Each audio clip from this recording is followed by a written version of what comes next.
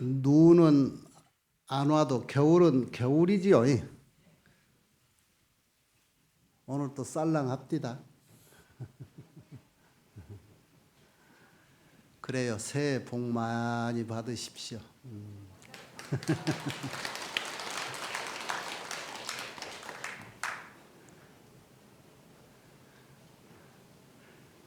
얼마나 됐을까? 이 노래가 한참 된 것 같은데, 여기도 가짜 저기도 가짜.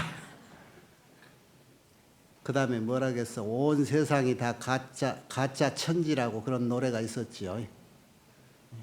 가짜라고 하기 뭐해서 그런가? 짜가 그러던데. 그게 한참 된 것 같은데, 온 세상이 가짜 투성이다. 그런데 요즘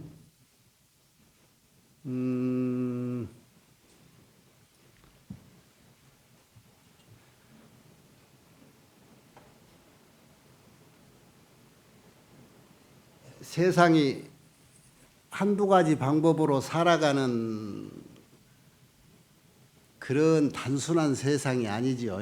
그래서 다 나름대로 사는 방법이 천층만층인데,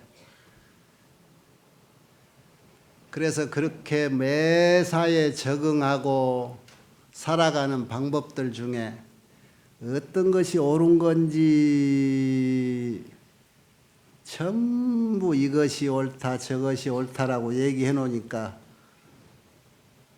어떻게 사는 것이 옳은 건지 판단하기가 어려워요. 그죠? 옛날에는 이 정보가 단순해서 그냥 어려서는 어른들 말씀만 믿고 이것이 진리거니 하고 따라서 이렇게 잘 살았는데, 요즘은 내가 낳아서 키운 자식도 조금 머리가 이만큼만 크면은 엄마 아버지가 이것이 옳다 그래도 잘 안 믿지요. 어디서 주워 들은 게 많아가지고 엄마 말이 참말인가 아버지 말이 옳은 말인가 지네들이 다 판단한다니까.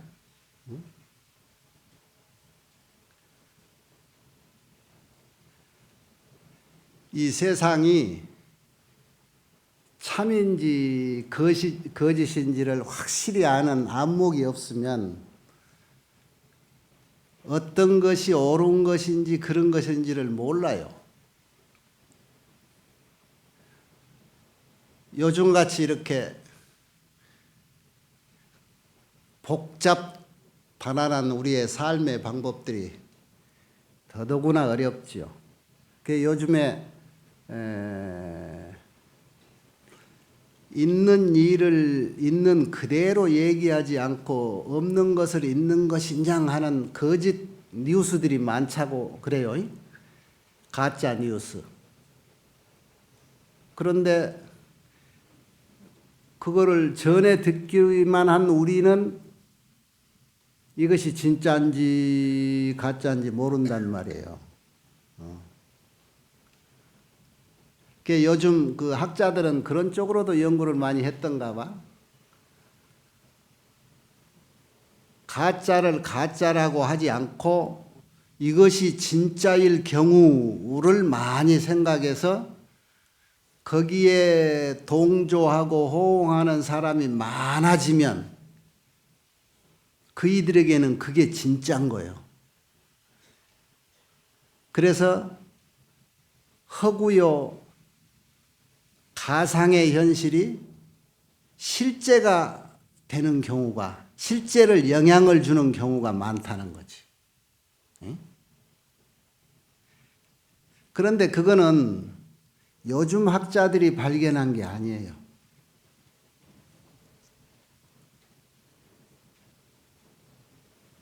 우리 중생이 애초에 확실하지 않는 무엇인가에서부터 이렇게 시작이 돼가지고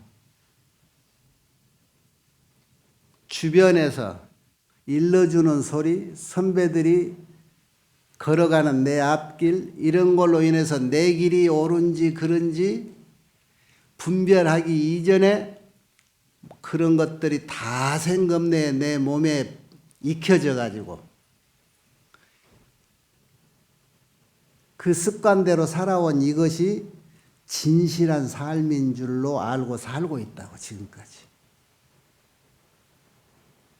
그러니까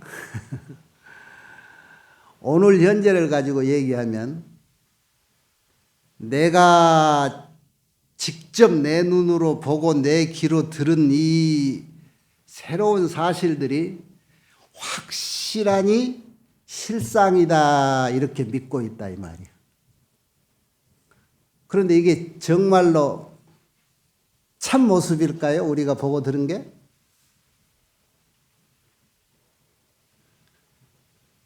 지금 내 몸뚱이도 내 것이라고 완벽한 이것은 누가 타치 못하는 내 것이다라고 하는 이 몸뚱이, 내 자신의 몸뚱이도 확실하니 내 것인가? 아마 이전까지는 이 소리 하면은 그게 무슨 소리냐고 했을 거예요. 조계사 법당에 들어오기 이전까지는.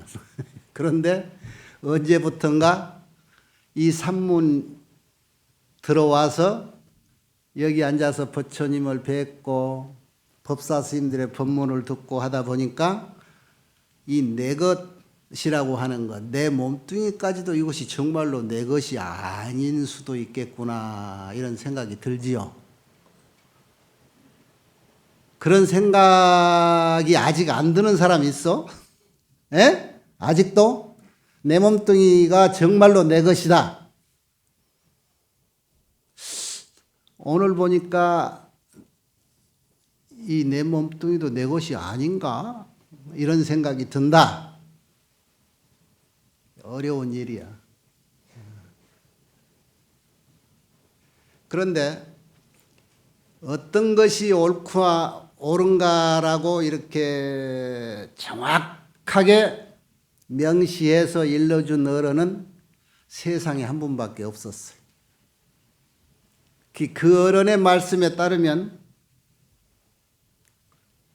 지금까지 내가 내 것이다라고 확신할 수 있는 것, 이것은 진정 내 것인가 하는 의심을 갖게 한다는 거예요.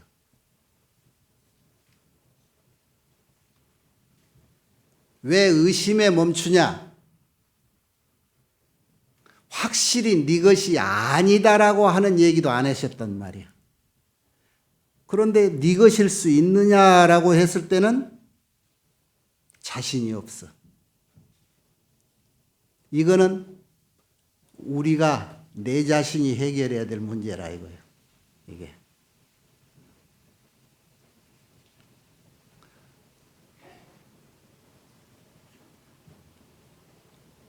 오늘 현실에 내 마음과 내 생각이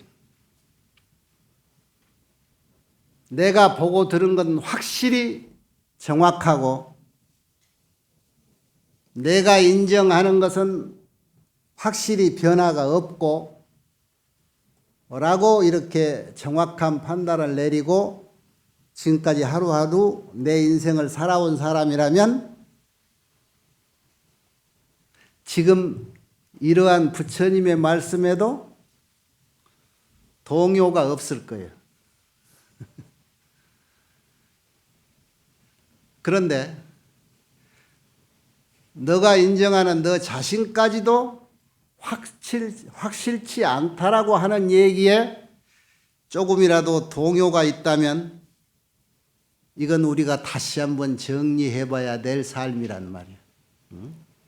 그래서 우리가 이렇게 추운 겨울에도 남들이 같이 어울려서 놀러 가는 날이라고 정해놓은 이런 일요일 날도 여기 와서 우리가 무엇인가 지금 노력하고 배워보려고 하는 거예요.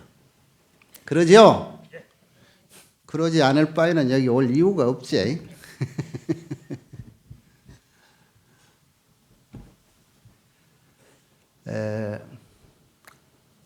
삶의 중요함은 오늘에 있습니다. 그리고 내가 어떻게 사는 삶 그 자체에 있어요. 그래서 누가 뭐라 해도 내가 사는 삶이 어떤 것인가 하는 것이에요. 네. 남이 자기 삶대로 이것이 세상에서는 최고다 아무리 해도 내 마음에 들지 않으면 그것은 내 삶이 아니기 때문에 나에게 최고가 될 수가 없어. 내 인생이 될 수가 없다는 거지.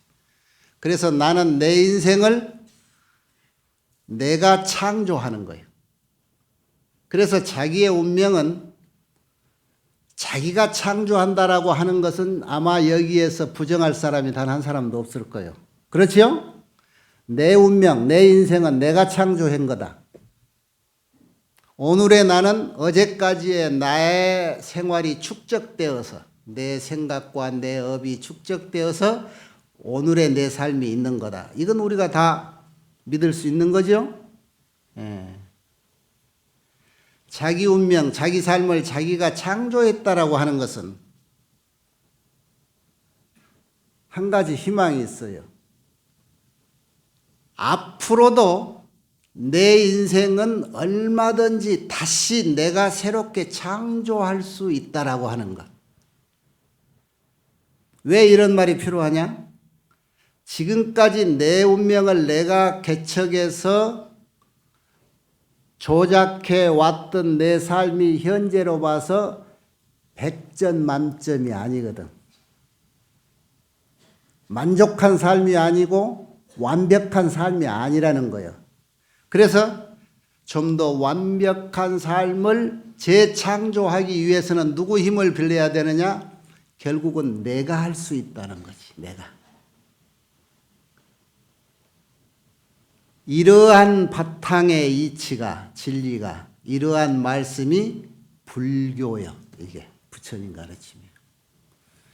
네 인생은 지금까지 이렇게 살아온 것도 네 스스로 네 자신이고 앞으로 얼마든지 새로운 네 인생에 창조할 수 있는 힘과 능력도 네 자신이다. 그 얘기예요. 그래서 우리는 내 삶을 내 인생을 내가 창조할 수밖에 없는 겁니다. 예전에 얘기했죠. 우리 인간을 어떻게 보면은 하찮기도 하고 어떻게 보면은 굉장히 위대하기도 해. 우리 인간의 능력과 소질을 최대의 가치로 평가해 주는 가르침이 불교라는 종교. 그렇다고 그랬지요? 왜? 세상 어떤 사람도 엄두를 내지 못하는 최고의 경지, 곧 내 자신이 부처가 될 수 있다라고 그 능력과 소질을 인정해 주는 가르침이 세상에 어디 있어요? 말을 바꿔봐요. 너희들은 절대로 나를 통하지 않고는 저 위에 하나님을 만날 수 없다라고 하는 그 하나님을 내가 직접 만나는 게 아니고 내 스스로가 하나님이 된다는 것을 일러줬잖아. 인간에게 그 정도의 능력, 가치를 인정해 주는 선생이 어디에 있었어? 그동안에? 부처님밖에 없지요? 그게 불교라, 그게 부처님 가르침이라.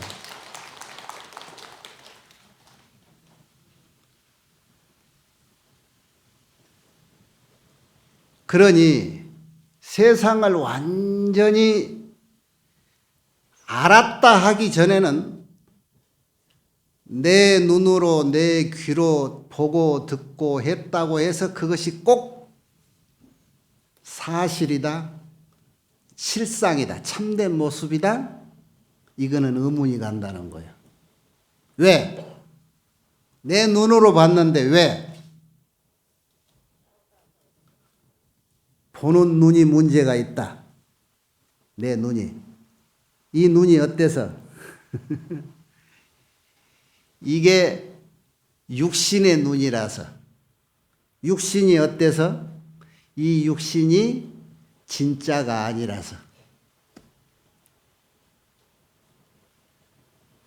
이것은 4대가 지수합풍하는 원소가 잠깐 이렇게 뭉쳐져 가지고 거기에서 이런 것 저런 것 눈이니 코니 귀니 이런 것이 생겨서 그 기능으로 세상을 보고 느끼고 인식한다는 거지. 그러기에 완벽하게 영혼불멸하는 그 존재로부터 생겨난 기능이 아니기에 임시로 생겨난 기능으로 보는 세상은 절대로 진짜의 모습만 볼 수 있는 것은 아니다는 거지. 이런 얘기를 누가 했어요? 그런데 왜 이런 얘기에 우리가 솔깃하지요? 그래, 우리는 그런 얘기만큼도 아직은 판단력이 확실하지가 않다는 거지. 그것이 중생인 거예요, 그게. 우리 모두야.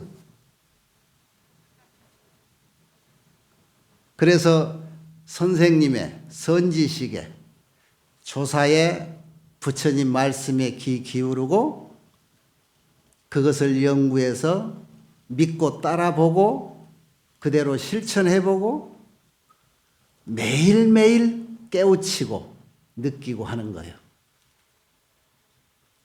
깨우침이라고 하는 것 아는 거거든. 몰랐던 것을 아는 게 깨우침이야. 이게 중요해요. 내가 확실히 믿었다는 이 몸뚱이마저도 내 것이라고 하는 그 어떤 것도 가장 확실했다라고 하는 이것마저도 내 것이 아닐 수도 있겠구나라고 하는 깨우침. 확실히 내 것이 아니구나 하는 완벽한 깨우침. 이런 것이 있어야 된다는 거예요.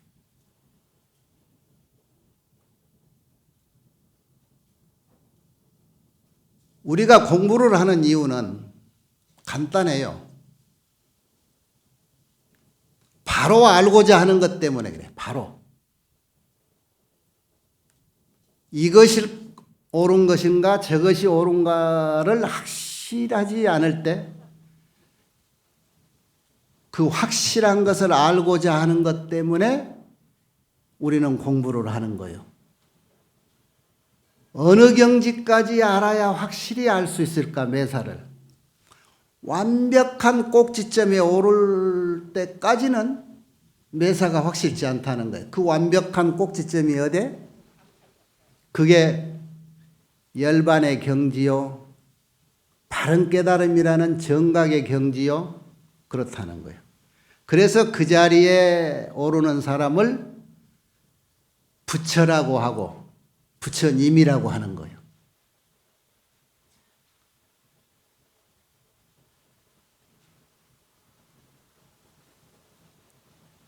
이 자리를 가기 위해서 우리는 숱하게 연마를 해, 훈련을 해요. 수행을 해. 그런데 우리가 어른의 말씀을 들어도 최초의 어른의 말씀이 이 길이 옳다. 네가 가고자 하는 목적지는 이 길에서 출발해야 된다라고 하는 것이 나한테 꽂히지 않으면 시세말로 우리는 한 발짝을 가지를 안 해. 가고자 하는 의욕이라는 것은 무엇인가 가르침의 선례가 있어야 따라갈 수가 있는 거예요. 그래서 스승이 필요한 거예요. 그래서 우리가 이렇게 우선 이 세상에 살아야 되기 때문에 의식주가 우선 필요하되 그것이 어느 정도 이렇게 믿을 만하게 해결이 되면은 시시때때로 모여서 이렇게 공부를 같이 해나가는 거예요. 오늘 같은 날을 자주 만들어서. 일요일이 일주일에 한 번이니까 이것도 너무 멀다 싶으니까 중간에 음력으로 초하루도 넣고 초산날도 넣고 보름도 넣고 해서 자주 만나서 법문 듣고 공부하자는 거지.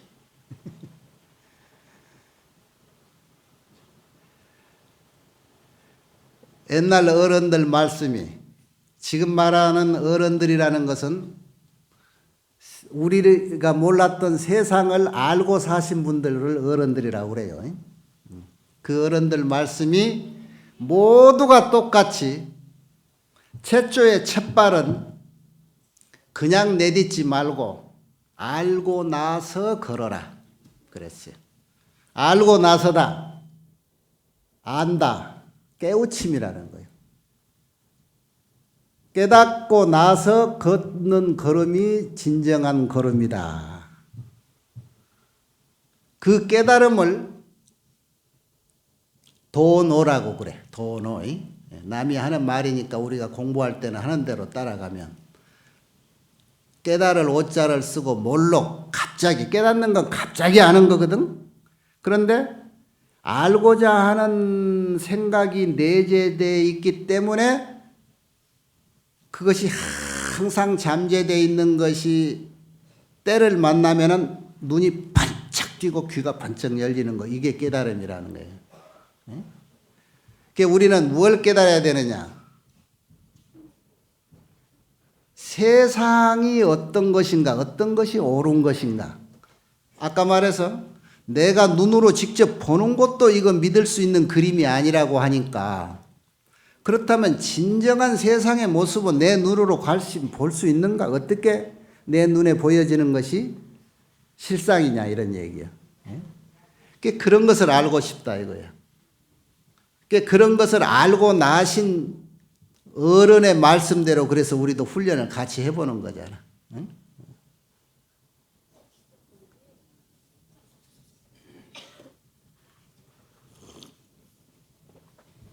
저 어른은 다 알고 나신 분인가 봐. 내 얘기 안 들리고 자꾸. 그런 거요. 아신 분은 떠들어도 돼.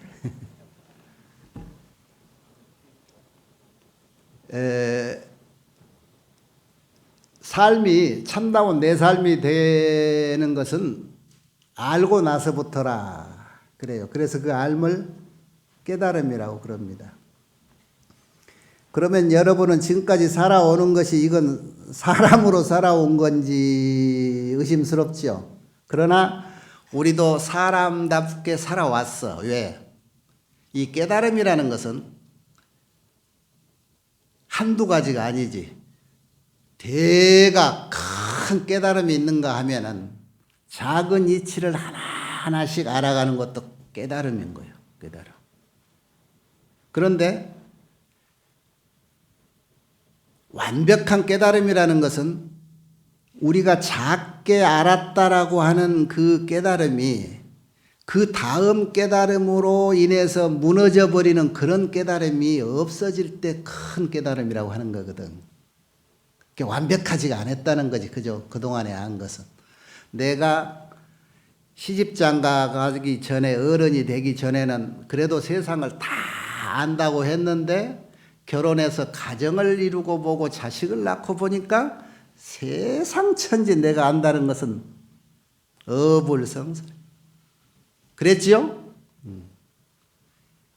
애 키워보고 가정을 이루고 살다가 나중에 나이 50대고 60대니까 애들을 출가 보내서 시집장가 보내서 손주들을 보니까 또 자식 키울 때의 삶과 또 다르더라. 에이? 이제는 세상 다 알겠더라. 이런 경험도 해보고 이것도 맛보고 저것도 맛보고 다 해보니 인생이라는 것이 역시 이렇더라 라고 한 60 넘고 70대니까 이제 그때 세상을 또 다 아는 것 같았어. 그죠? 그랬는데 어때요 오늘? 70년, 인생 70년을 살았는데 이 세상을 내 운동장으로, 내 집 앞마당으로 알고 살았는데 70년을 내 발로 걷고 다니고 내가 뒹굴고 했던 이 자리 오늘 보니까 또 새로운 것들이 보이지요. 그렇다면 어제까지 알고 있었던 것도 또 100% 모르는 거예요. 깨달음이란 이런 거예요. 자꾸. 자, 깨달음을 하나로 말할 때 이렇습니다. 모르는 것을 확실히 아는 순간을 깨달음이라고 그러는데 그 깨달음은 우리가 상대로 두었을 때는 이렇게 완벽한 깨달음이 안 돼. 그래서 깨달음의 정의는 깨달음이라는 것은 대상이 아니다 그러는 거예요. 무슨 말인지 알겠지요? 깨달음은 대상이 아니다. 깨달아가는 대상이 아니라는 거예요.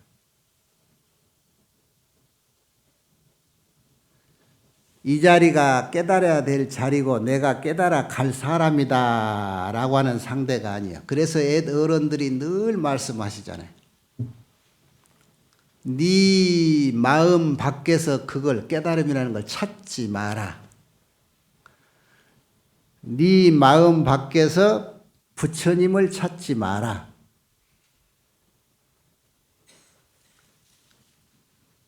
대상으로 봤던 모든 것들이 네 스스로 그 자체에 있는 거다. 부처님과 내가 따로 있는 게 아니고 상대가 아니고 곧 나라고 하는 것 그 자체가 부처님이더라 라고 하는 얘기예요. 그래서 내가 부처님이다. 부처님은 나 하나밖에 없다. 이런 생각을 가지고 살아라. 그걸 바탕으로 수행을 해라. 그런 거예요. 그래서 세상의 비밀을 알았다라는 부처님이라고 하는 것이, 즉 부처라고 하는 그 경지가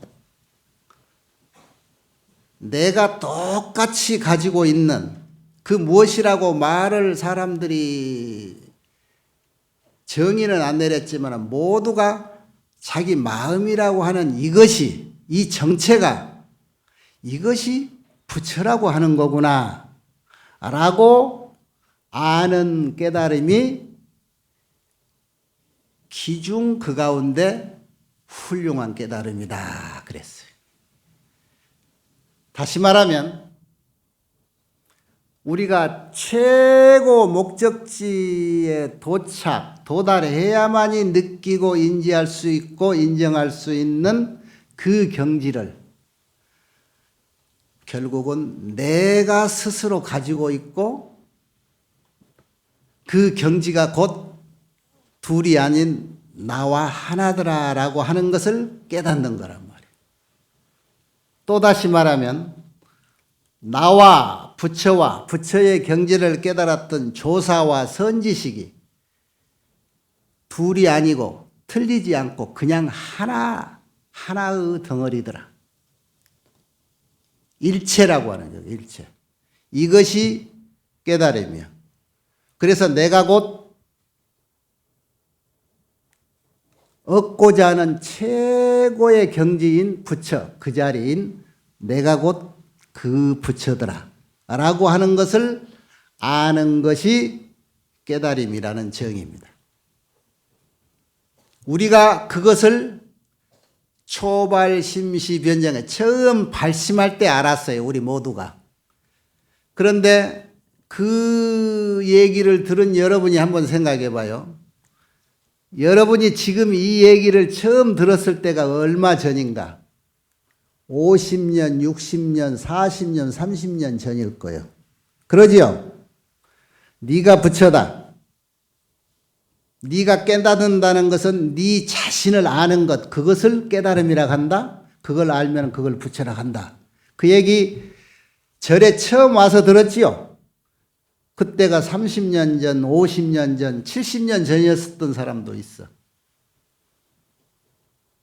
그때 알았던, 그때 깨달았던 그 깨달음이 왜 아직까지도 지금 이렇게 머물고 있지요?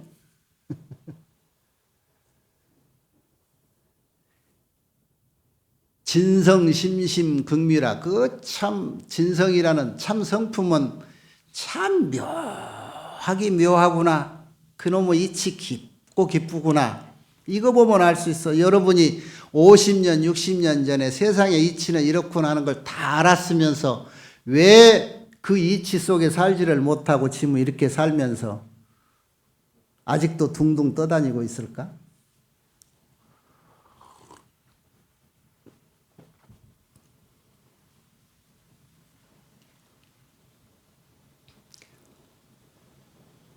세상은 크게 이런 단계가 있어요. 먼저 깨닫고 그 깨달음을 의지해서 수행을 해라. 그 두 가지밖에 없습니다. 여러분이나 나나 30년, 40년 전에 이거구나. 세상은 이런 거구나. 이렇게 알았어. 알았는데 그 알고 나는 그 세상에 저 세상 속에서 살지를 않고 도로아미타불 깨닫고 나서 도로 고개 두르고 나서 법당 밖에나 신발 신고 자기 집에 가서부터는 또 평상시하고 똑같은 삶을 살아. 그것이 하루에도 24번 이상 반복되고 어제 그랬으면 오늘은 이렇고 해서 날이면 날마다 반복이 되는 거예요. 그것이 10년도 아니고 30년, 40년이나 지금 반복되고 있는데 이거 좀 뭔가 생각해 봐야 될 일 아니에요? 왜? 오늘 이 얘기 들을 때는 가슴이 후련해. 왜 돌았으면 또 잊어버리고 다른 생활을 할까? 내가 부처인 줄 알았다면서 부처님같이 살지를 않고 왜 아무개같이 또 살고 응? 개똥이같이 살고 소똥이같이 사냔 말이야. 전부 다 자기 이름대로.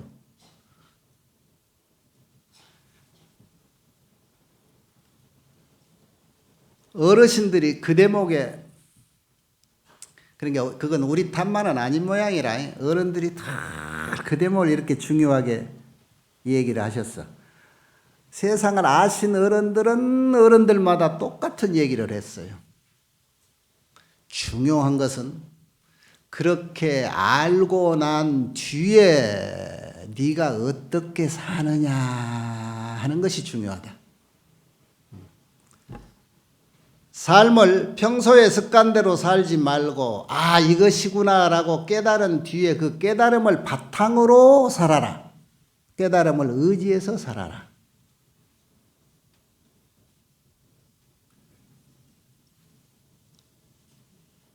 내가 깨달은 것을 도노라고 그러는데 도노는 동불이라 부처님하고 같은 경지다. 응? 그런데 우리의 삶이 오늘 알았다 하더라도 하루 이틀의 삶이 아니고 다급생 동안 나는 습관에 젖어서 살아온 삶이 있잖아요. 그 다급 오랜 동안에 버릇이 돼서 살아온 그 습관이 굉장히 뼛속같이 심어져 있어. 그래서 마치 예를 들자면 요 바다의 파도 물결은 뭘로 인해서 생기죠? 바람에 의해서 생기죠. 바람에 의해서 생겨진 파도의 물결이 바람이 뚝 그친 뒤에 그 물결이 바로 가라앉지는 않지요. 그거요.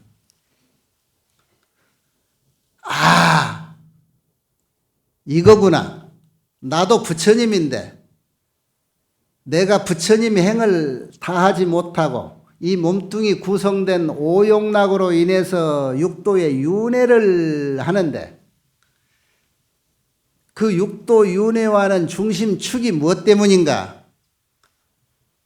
우리가 이 세상을 세상으로 참으로 인정하지 못하고 가짜를 진짜로 착각해서 살아온 그 삶 때문에 그렇다. 무엇이 가짜였느냐? 나라고 집착하는 이 아상이 가짜였다는 거야.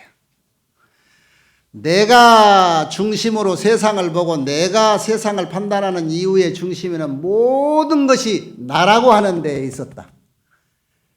그 나라고 하는 것이 나만이 착각한 나더라. 그것이 아상이야. 그 나로 중심으로 모든 것이 집착돼서 모든 것을 나로 인해서 평가를 해. 나하고 상대적으로. 나보다 못하고 나보다 낫고 나보다 잘났고 나보다 부자고 이것이 이 세상을 보는 나의 판단, 나의 기준이야. 내가 기준이 됐어. 그런데 기준이라고 하는 것은 모든 이들이 기준이라고 인정을 해야 되거든. 그런데 우리는 어리석게도 내가 기준을 정하면은 그것이 세상의 기준인 줄 알고 이때까지 살아왔던 거야. 그 기준이 가짜라는 거지. 그 기준이. 왜? 그 기준을 세울 때 깨달음을 바탕으로 세우지를 않았기 때문에 그런 거예요. 그래서 스승을 만나기 이전에 나로 인한 내 중심으로 세상을 판단했던 그 기준선을 스스로 세웠기 때문에 그것이 잘못된 줄을 모르고 살아온 세월이 너무나 많았어. 그래서 그 기준선으로 익혀온 모든 습관들이 관습이 돼가지고 내가 생각을 안 해도 저절로 그쪽으로 움직이게 돼 있어. 아, 이런 것이 잘못됐구나 알고 난 이후에도 그 습관이 아까 말한 대로 바람이 멈췄다고 해서 일렁이던 파도가 갑자기 동시에 멈추지를 않아. 그래서 그 나머지 일렁이는 파도가 우리는 생활 습관으로 움직이는 그런 우리의 소행이 되고 있는 거예요. 이런 것을 이제는 잠재워야 되는 거라. 망념으로 인해서 망념의 뿌리는 원래 적적한 거고 세상 경계는 원래 공한 건데 그런 줄 모르고 살아왔던 숱한 세월 동안 익혀왔던 그 관습들이 그것이 습기가 한순간에 세상을 알았다 해서 모든 것이 해결되고 끊어지지를 않는다는 거예요. 중요한 건 여기에 있었던 거예요. 그래서 여러분이 지금 이 자리에서는 그렇구나 했으면서 신발 신으면서 잊어버리고부터 다시 옛날 습관대로 가는 거예요. 평생을 내 걸음걸이 습관대로 그 걸음대로 걸으니까 그 자리대로 모든 근육이 잡혀서 오다리가 생기고 무릎에 관절이 생기고 척추가 좀 틀어지고 해서 통증이 오는데 60 먹고 70 먹고 50 먹어서 병원에 가니까 자세가 틀어져서 그러니까 이 자세를 고쳐야 됩니다 라고 해서 거기 하루아침에 의사가 자세 잡아주는 대로 집에 왔으면 그대로 와야 되는데 의사가 한 번 잡아준 자세하고 내가 50년 동안 습관들에서 익혀놓은 그 근육의 힘을 이겨낼까? 안 되잖아요. 그게 다시 원위치로 돌아가는 거예요. 우리는 지금 그렇게 살고 있어요. 그렇게. 그것을 자꾸 고쳐가야 된다는 거예요. 그것을. 그래서 역대 부처님 법을 의존해서 공부해서 성공했던 조사 스님들, 선지식들이 전부 그 얘기예요. 전부. 깨달음을 바탕으로 움직여라, 오늘부터는. 그런데 노력하지 않으면 그게 잡히지를 않잖아요. 응? 자꾸 틀어진 걸음을 똑바로 걸으려고 생각을 자꾸 해야 돼. 그 노력이 수행이라고, 수행이.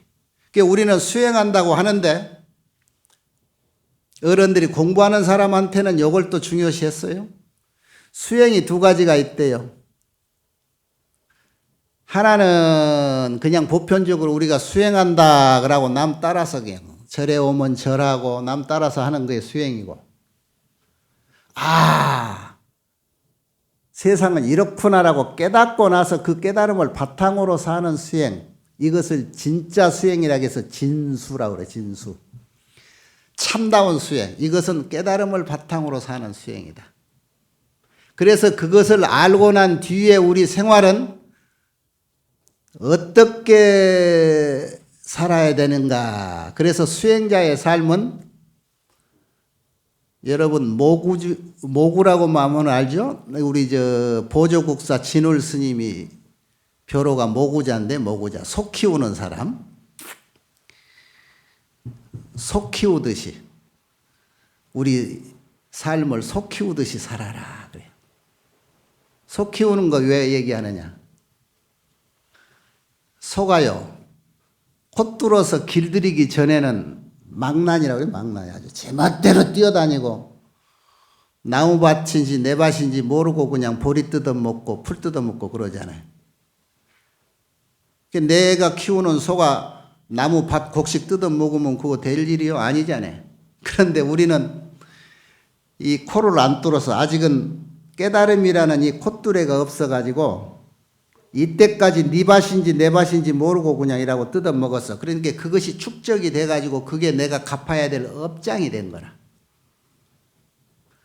깨달음이라는 것은 콧뚜레에 콧 뚫리는 거예요. 선지식에 의해서 너희는 그렇게 살면 안 된다. 세상은 이렇게 살아야 된다라고 탁 잡아서 차라리 소가 돼가지고 눈 밝은 사람이 내 코에다 콧뚜레나 해서 다른 길로 좀 못 가게 했었더라면 그런데 우리 조상은 우리 부모는 왜 나를 콧뚜레를 안 해가지고 제멋대로 이렇게 살게 해가지고 오늘 이날 이렇게 후회를 하게 만드는가. 그런 생각 안 들어요?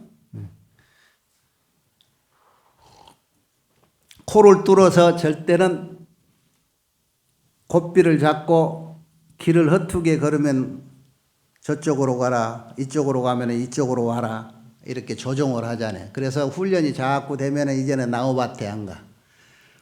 훈련이 다 된 뒤에는 나중에 여러분 내가 무슨 얘기 하는지 알죠? 시무도 그림 다 봤지요? 나중에는 콧뚜레도 곱비도 풀어버리고 콧뚜레도 이라고 풀어놔. 그래도 이제는 훈련이 돼서 나무밭에 안 가는 거예요. 나중에는 소 등에 올라타도 제 집에 제가 다 알아서 찾아 들어가. 시골 쟁기질하는 농사 짓는 사람이 콧뚜레에서 일하고 논을 갈고 밭을 가는데 나이 먹은 소년이 오래되면 나중에 자기 주인이 다른 일을 하느라고 이 끈아프 끈을 이렇게 곱비를 덩어리에다 얹어놓고 네 알아서 집에 가라 그러고 궁둥이 한번 딱 때리면 알아서 집에 찾아가요. 그러고 자기는 뒤 설거지하고 그러고 와. 우리는 그 소만도 못한가 봐. 누가 보고 지키는 사람 없으면 무슨 짓이든지 하는 거예요. 이렇게. 몰래 남이 안 본다고. 예? 요즘이요. 이제 요즘 세상이 참 부처님 말씀대로 돼가 구석구석 골목골목 CCTV가 다 있어가지고 도둑질 하는 사람 금방 잡히잖아. 몇 시간 안 돼서. 엊그제 매년 선행하고 그 돈 모아서 갖다 준 몇천만 원 그걸 어떻게 작년에 알았던 걸 금년 기다려가지고 그렇게 훔쳐갔나 몰라.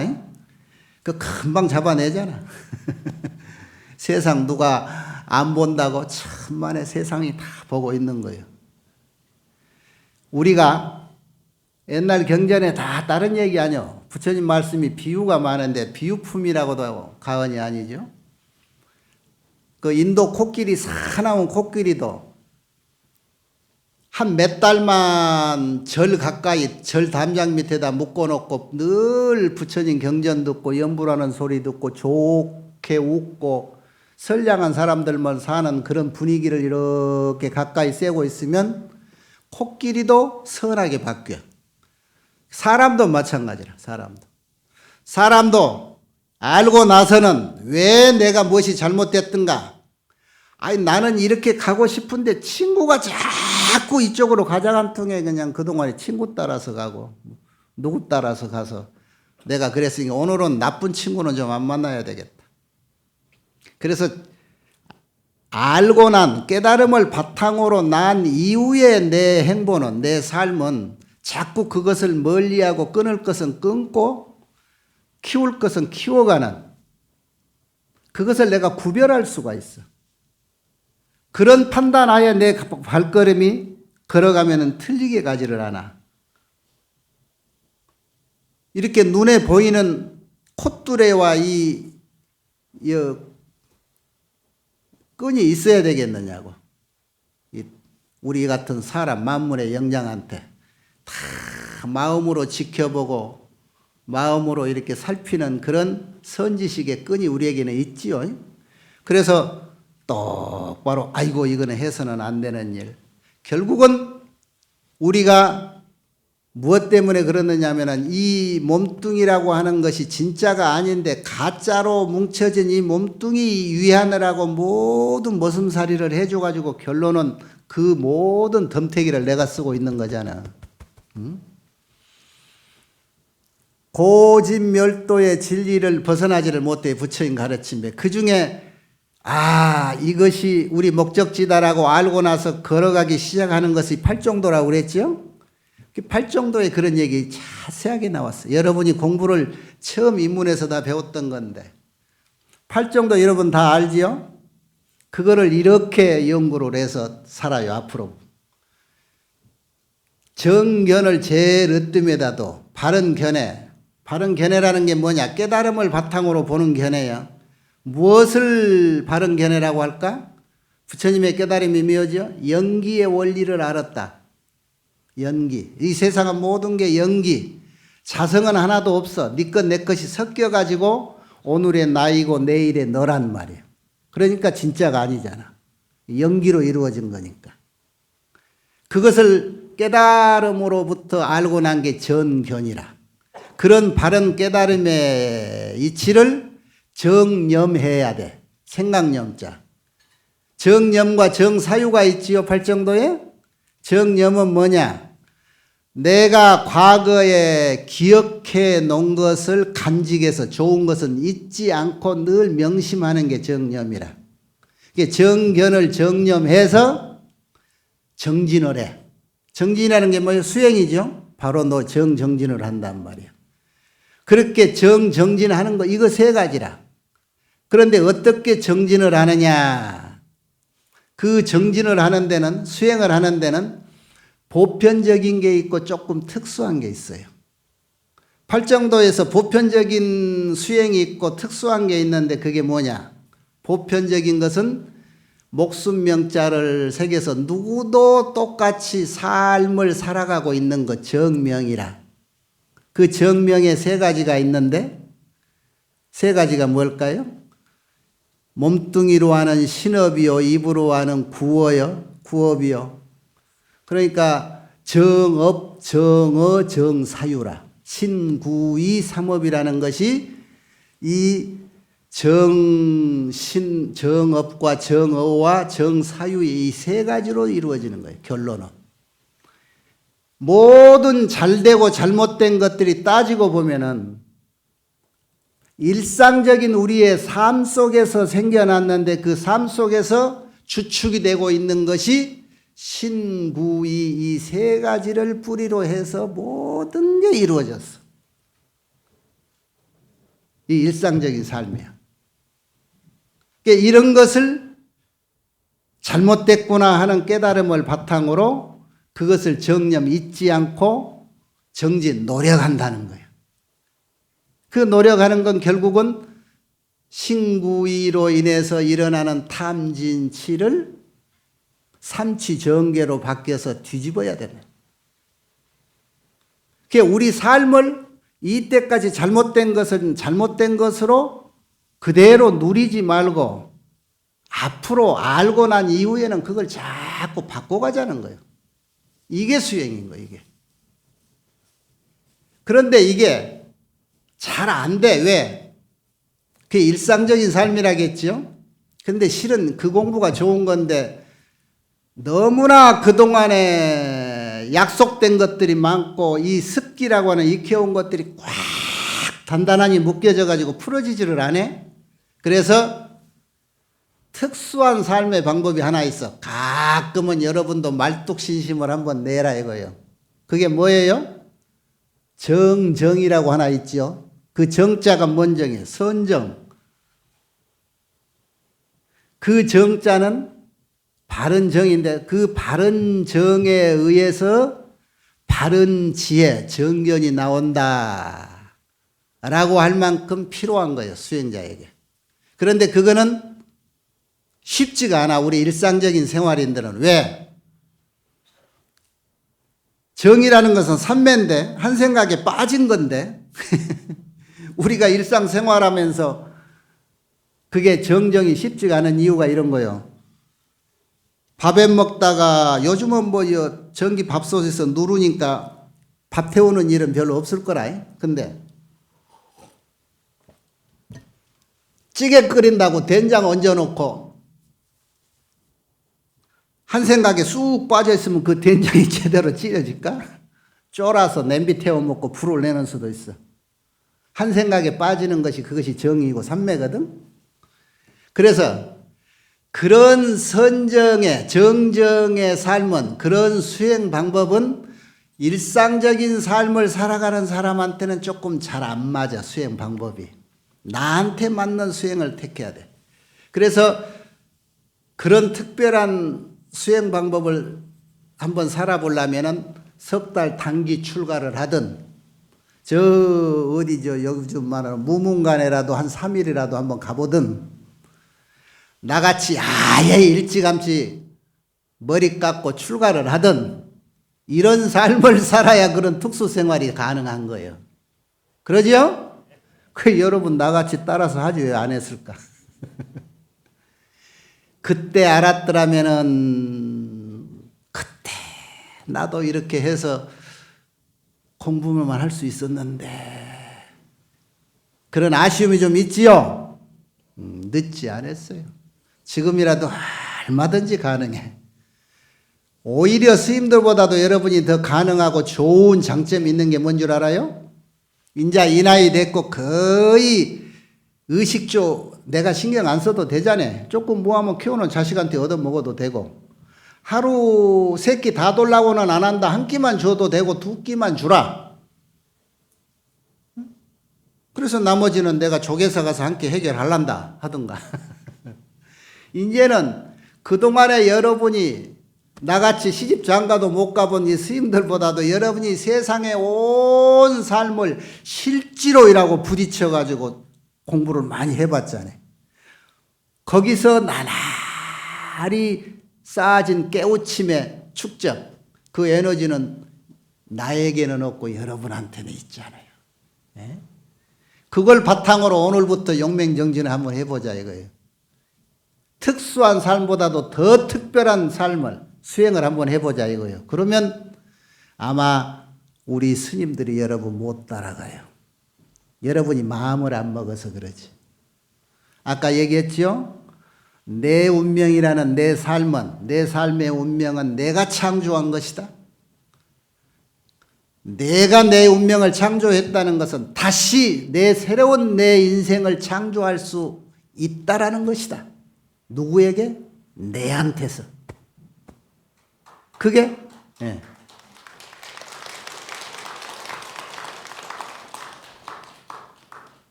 박수를 치려면 화끈하게 치지 어영부하게 치지.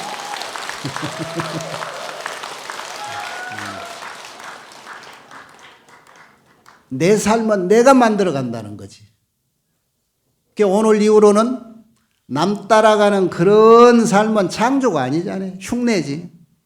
내가 내 인생을 창조하는데 그동안에 축적된 내 깨달음에 바탕해서 그냥 가지 말고 내 그 깨달음을 절대로 정령 잊지 말고 기억하고 그것을 잘 지켜서 꾸준히 정진하는데 그동안에 특별히 변하면 내일 모레 죽는 수가 있으니까 갑자기 변하지 말고 일상적인 삶으로 살아온데 중요한 건 크게 여러 가지가 아니고 신구이 세계를 잘 다스리면 되더라.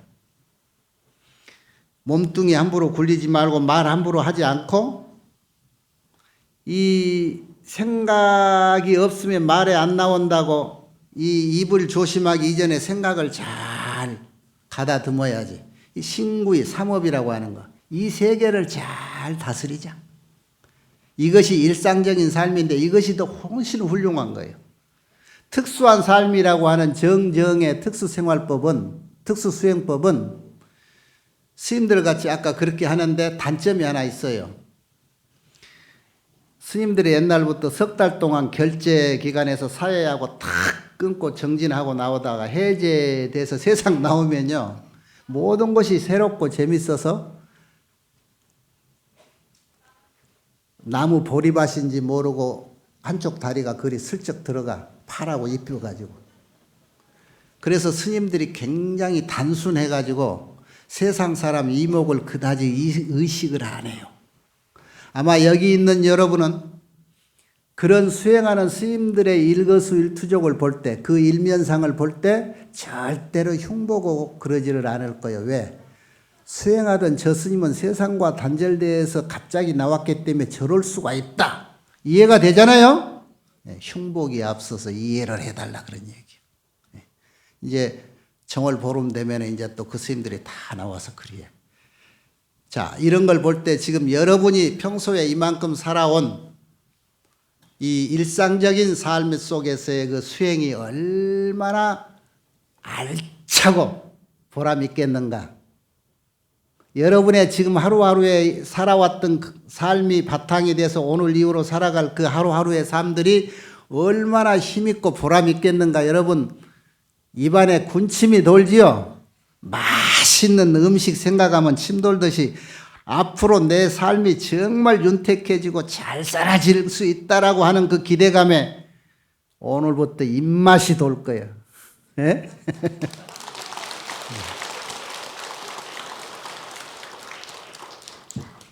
숱한 과거의 삶이 지금까지 많은 세월이 있었어. 그동안에 익혀온 습관대로 살아오다 보니까 무엇인가 조금 많이 벗어나진 않았습니다. 내가 보니까. 조금 기준선에서 벗어났는데 오늘 이후로는 그 기준선마저도 태풍이 불어와도 딱 붙들어 잡고 크게 벗어나지 않는 길로 갈 수 있을 거예요. 그런 삶을 위해서 우리 모두가 합장 배려합시다. 승부하십시오.